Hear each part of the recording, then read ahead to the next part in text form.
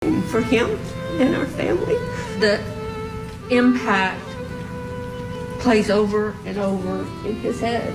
It'll never go away. State and didn't fully understand the consequences that could occur while speeding. Dr. Michael Scott Mayer also testified that scientifically, the brain of an 18-year-old isn't fully developed and wired the same way the brain of a person in their 20s is. How could he do something so stupid? He's a bright kid. It is because the stop and think part of the brain, the frontal lobe, where we stop and think about our action, is not developed. Heron's family also talked about selling their house and fighting their insurance company to get money to pay the Reisinger Robin Hood. A perspective on this. So I don't want to seem that I don't feel for the Heron family. I do. But their perspective on what they've lost can't compare to two sweet souls crossing the street coming home from a party. The state also pulled up a log from Heron's Mustang that details how fast it was going just days before the crash, 162 miles per hour on I-75. This was a crash, not an accident.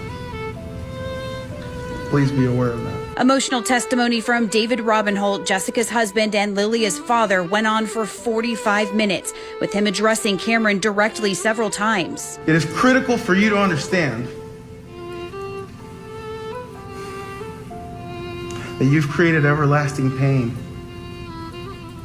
and depths of sorrow.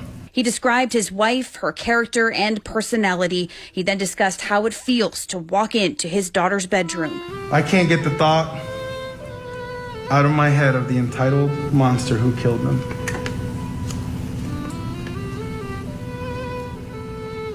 Something happens to me in this room. He says talking about the day of the crash is incredibly hard. He recalls being stuck in the traffic on Bayshore Boulevard and turning down a side street to avoid it. He says he knew something was wrong walking into Jessica's uncle's house to grab their luggage and not seeing them there. He says a stranger drove him to the hospital. I remember seeing a chaplain walk out, and I knew she was dead.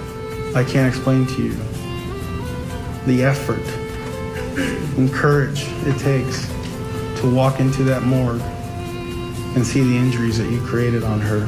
David, in the end, begging the judge to give Heron a maximum sentence of 30.